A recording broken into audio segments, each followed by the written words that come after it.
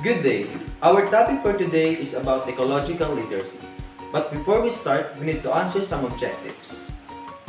First, define ecological literacy. According to Mina and Allison of 2009, ecological literacy refers to an individual understanding not only of the ecological concept but also at his and her place in ecosystem. Sinasabi lamang dito ni Mina and Allison of 2009 na ecological literacy hindi lang patungkol sa ating ecosystem at kung paano ito pangangalagaan. Tinutukoy rin dito ang estado o lugar ng bawat tao sa kanilang environment. And also, according to ORC of 1994, ecological pattern system of causation and long-term effect of human action. Thus, he emphasized the importance of experience in one's natural environment that can enable humans to shift perspective from one of economic emphasis to one balance amongst economics, ecology, and culture. And also, according to Hu and Chen of 2009, developing environmentally responsible behavior requires correct knowledge about climate change, the cause of global warming, carbon emission, and carbon footprints. Ibig sabihin nito ni Hu and Chen sa 2009, sa pag-develop daw ng environmentally responsible behavior, dapat daw ay naandito din ang pagtuturo ng tamang kahulugan about sa global warming, carbon emission, and carbon footprints na siya ang isang dahilan or malaking factor na nakakasira sa ating environment. At narito pa ang ibang statement mula sa iba pang professionals.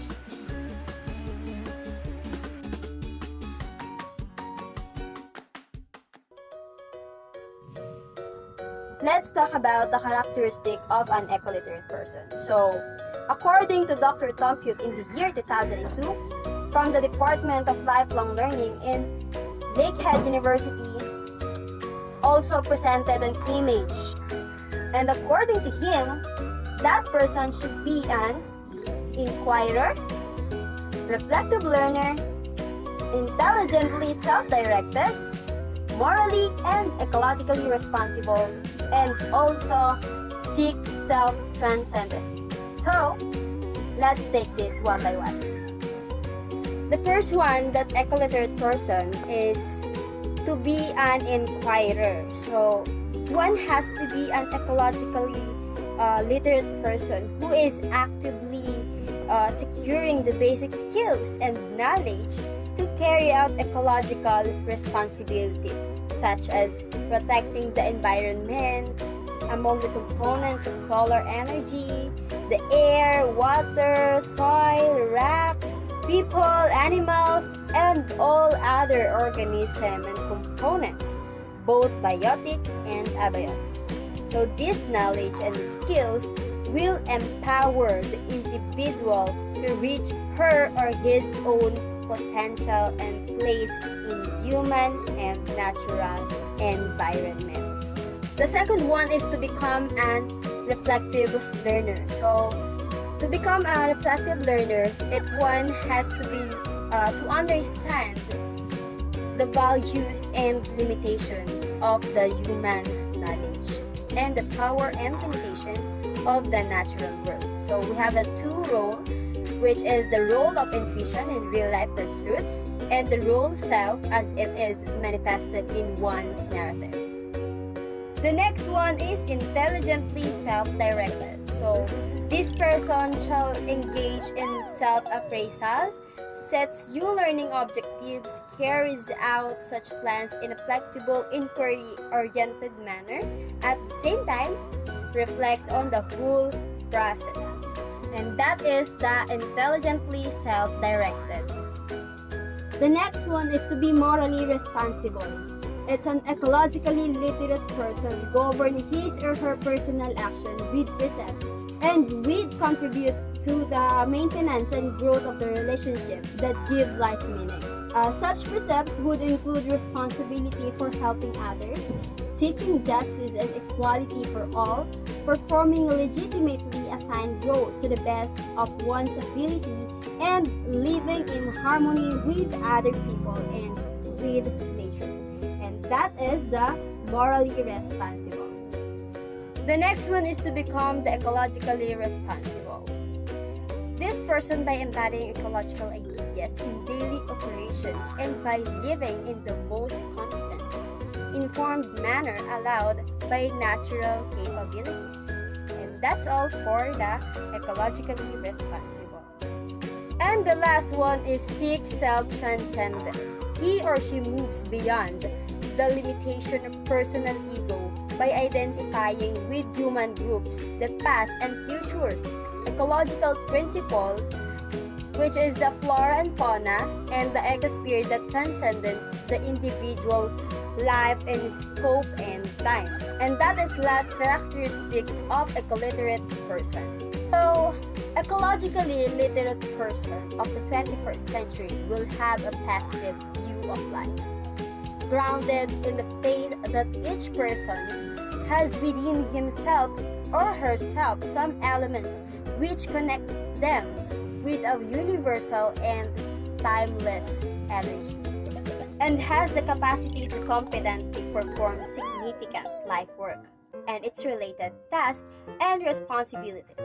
Such a view will enable this person to look upon the human experience positively and all the living things compassionately. And that's all for the characterizing of an ecoliterate person. Environmental literacy, ecological literacy, and ecoliteracy. But first, let's define what it is. Ang environmental literacy, ito ay tumutukoy sa kaugnayan ng tao sa environment, which is aware sila sa ecological, economic, and cultural na mas nakakatulong sa kanila para mahubog yung kanilang mga sarili at mas nagagawa nila ng maayos yung kanilang mga responsibilities. Kung naman sinabi nating ecological literacy, ito ay tumutukoy sa pagiging aware ng isang tao sa natural na sistemang nangyayari sa kanyang paligid na mas nakakapag-improve ng kanyang pagkatao.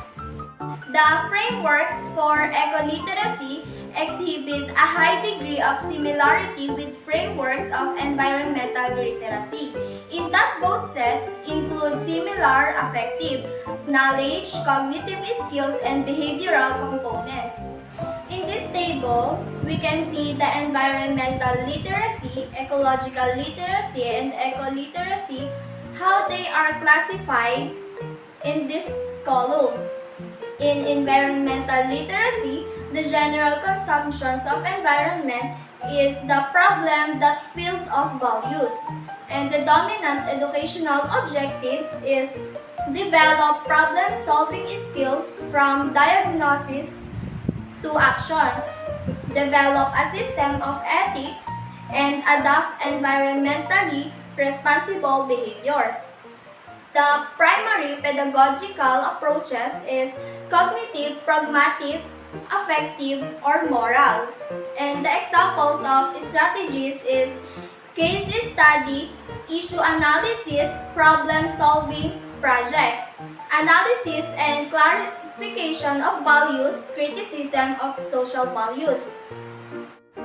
In ecological literacy, the general conceptions of environment is object of study system, and the dominant educational objectives is acquire knowledge of ecological concepts and principles, develop skills that related to the scientific method, observation and experimentation, develop system thinking, analysis and synthesis, understand environmental realities in view of informal decision making.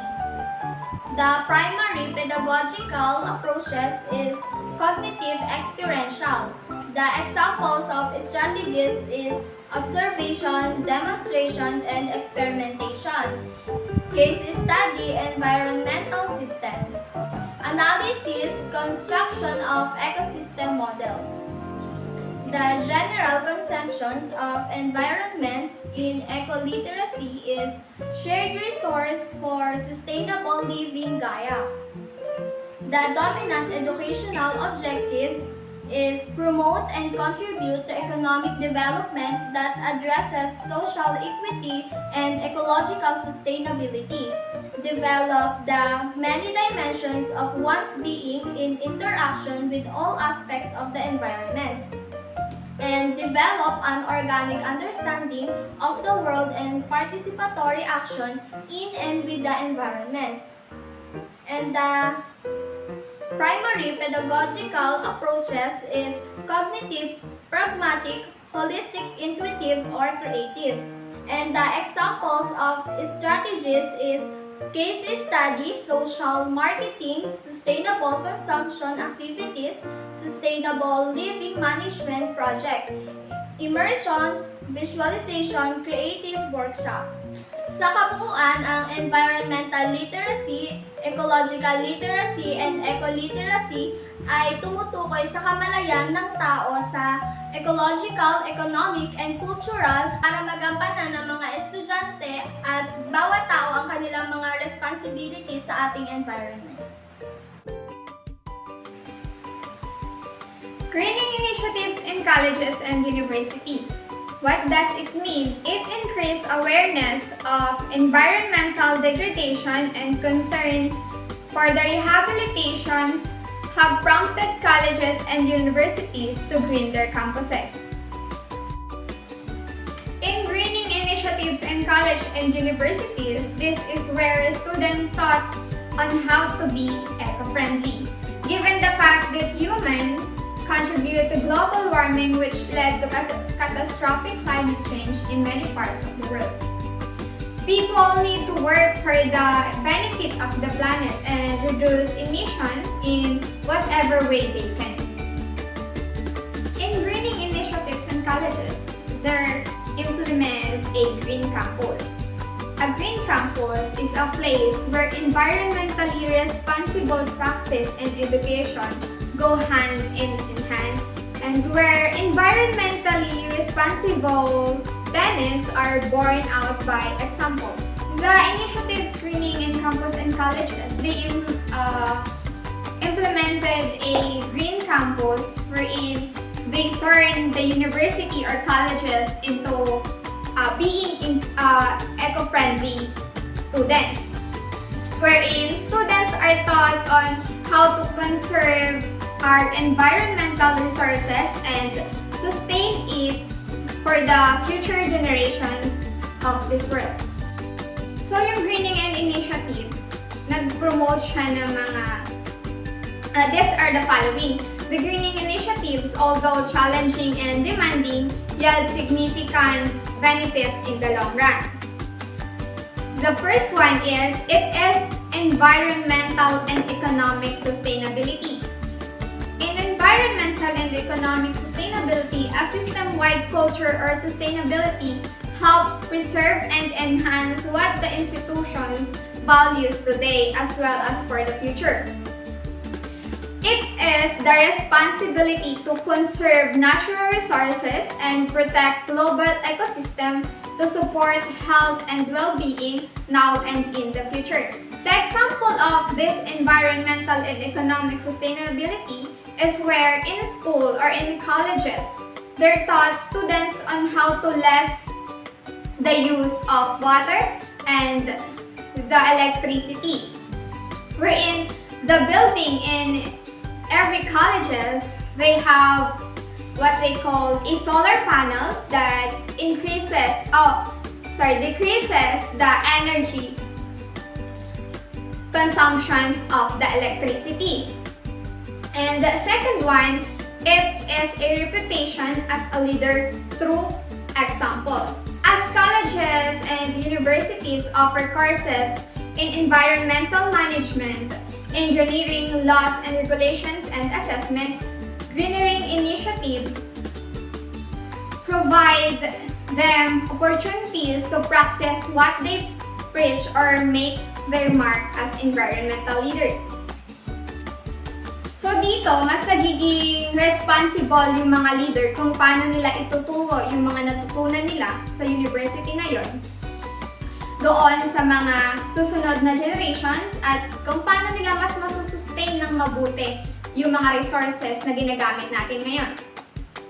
And also, the greening initiatives is ay economic benefits. When we say economic benefits, it is a routine curriculum-based environmental audit program that reveals waste and inefficiencies associated with campus activities coupled with the identification of environment-friendly alternatives can yield significant cost saving for the institutions. The greening initiatives is not just focusing on how to taught a college student on how to preserve the natural resources.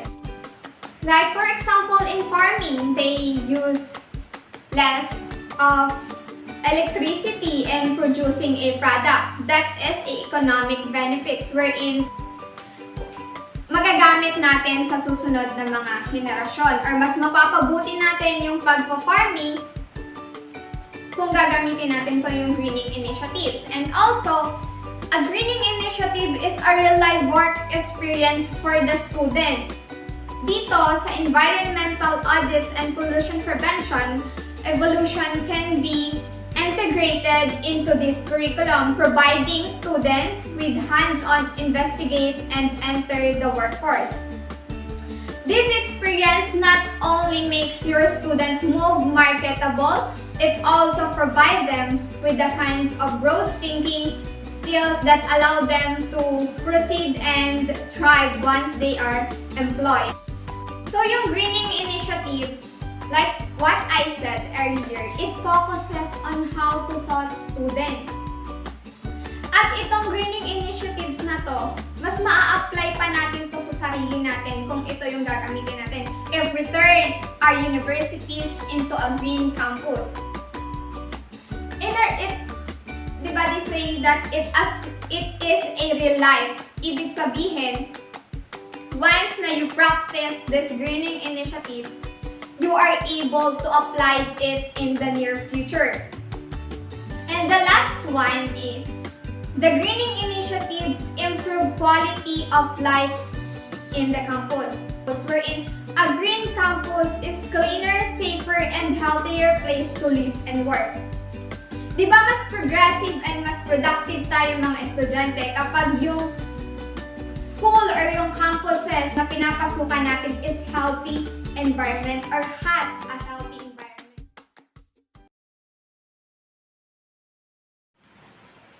From part to whole, subjects are to be taught as integrate, not as isolated units in the curriculum. Ang curriculum ay hindi isolated units. Ang pinagsamang curriculum ay nilalarawan bilang isa na nag-uugnay sa iba't ibang mga larangan ng pag-aaral sa pamamagitan ng paghati ng isang linya, ng pagpatsa at bagay, at binibigyan diin ang mga pinag-isang konsepto. Ang ibig sabihin nito, ang ecosystem ay isang community. Community na nagbubuo ng sets, networks, o relationships. Ang paaralan ay nagsaset sila ng relationship-based process such as cooperation, collaboration, and decision-making by consensus. Ang ibig sabihin ng objective knowledge ay tumutukoy sa kung ano talaga ang nilalaman ng isang individual na nakabatay sa kaalaman, at ang contextual knowledge ay kaalaman na hindi direktang nakikialam sa proseso ng pagpapasya, ngunit pinipigilan ito.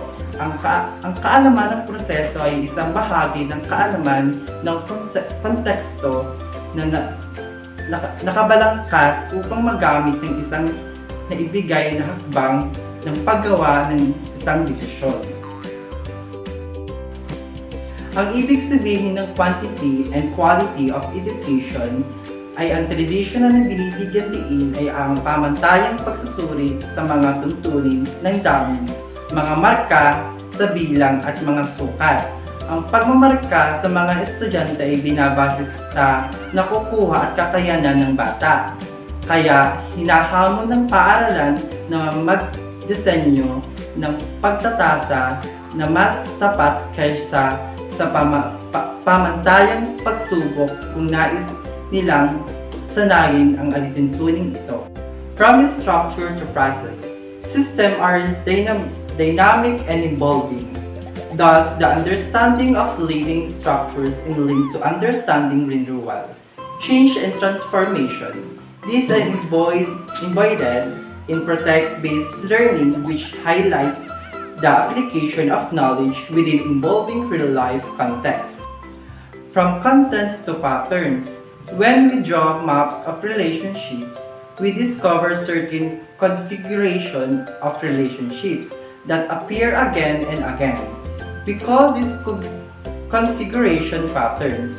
Instead of focusing on what a living system is made of, we study its patterns.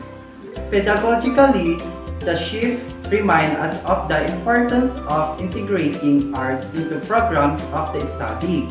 This enables children, even a young age, to recognize and express patterns, whether we talk about poetry, literature, visual arts, performing arts, and music.